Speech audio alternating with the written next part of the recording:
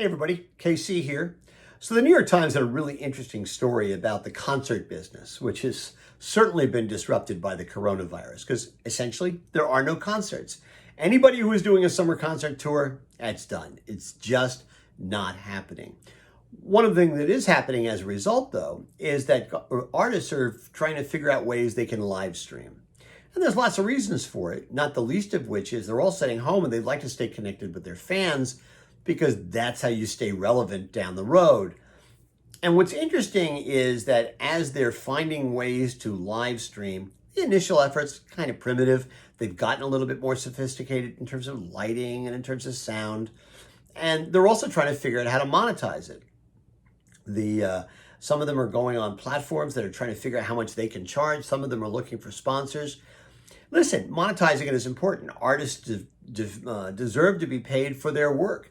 And I'm not even talking about big artists. I'm talking about the little people who work clubs and depend on that money. I would feel terrible if they had to go off and to work at Walmart because they no longer were able to apply their trade. This is not to say that concerts are going to go away.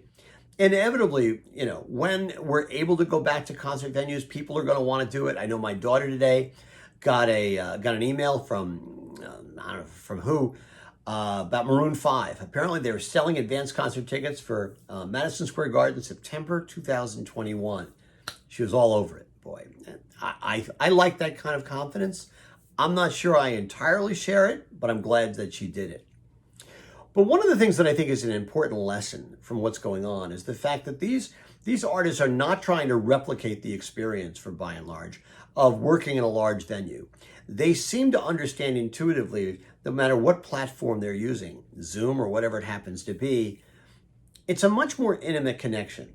You're playing to one person or two people or three people. You're not playing to 10,000 people. And it's important to scale your effort to what that happens to be. To not try and do it big.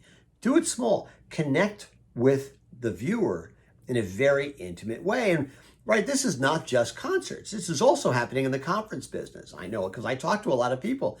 I used to speak at 20, 25 conferences every year, and that business has gone away by and large.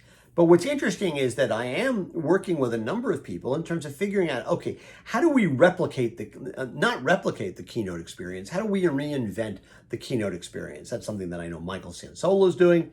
It's something that I'm doing. And I think it's the way to approach this new business because we don't know when it's going to come back. But I think it's important that we take advantage of the technology and take advantage of some of the freedoms and, quite frankly, the intimacy that this technology provides us. Not just try and do the same thing, not just try and give a big speech, but maybe communicate something differently and communicate it in a different sort of way.